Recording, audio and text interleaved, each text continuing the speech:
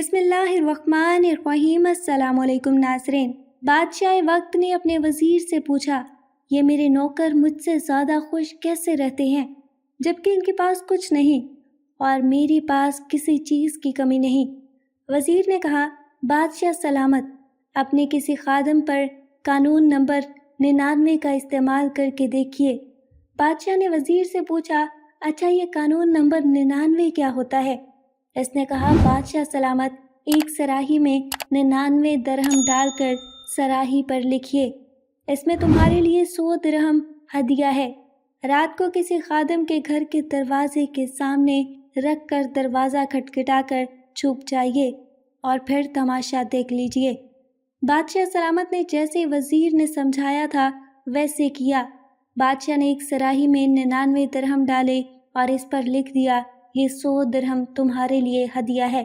بادشاہ نے ایک خادم کے دروازے پر رکھ دیا اور دروازہ کھٹکھٹایا اور چھپ کر تماشا دیکھنا شروع کر دیا۔ اندر سے خادم نکلا، سراہی اٹھائی اور گھر چلا گیا۔ درہم گنے تو 99 نکلے جبکہ سراہی پر لکھا ہوا تھا کہ 100 درہم۔ سوچا یقیناً ایک درہم کہیں باہر گم گیا ہے۔ خادم اور اس کے گھر والے سب باہر نکلے اور درہم کی تلاش شروع کر دی۔ ان کی ساری رات اسی تلاش میں گزر گئی۔ خادم کا غصہ دیکھنے کے قابل تھا۔ کچھ رات صبر اور باقی کی رات بک بک اور چوک چوک میں گزار دی۔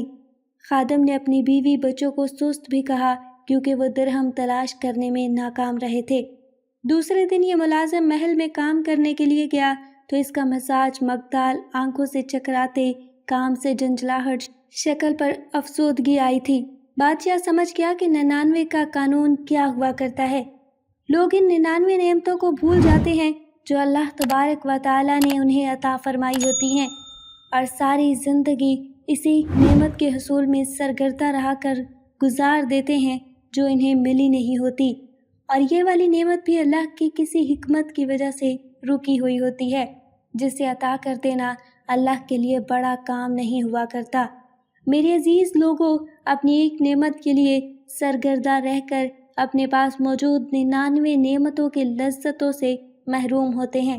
اپنی 99 نعمتوں پر اللہ تبارک و تعالیٰ کا احسان مانیں اور ان سے مستفید ہو کر شکر ادا کیجیے۔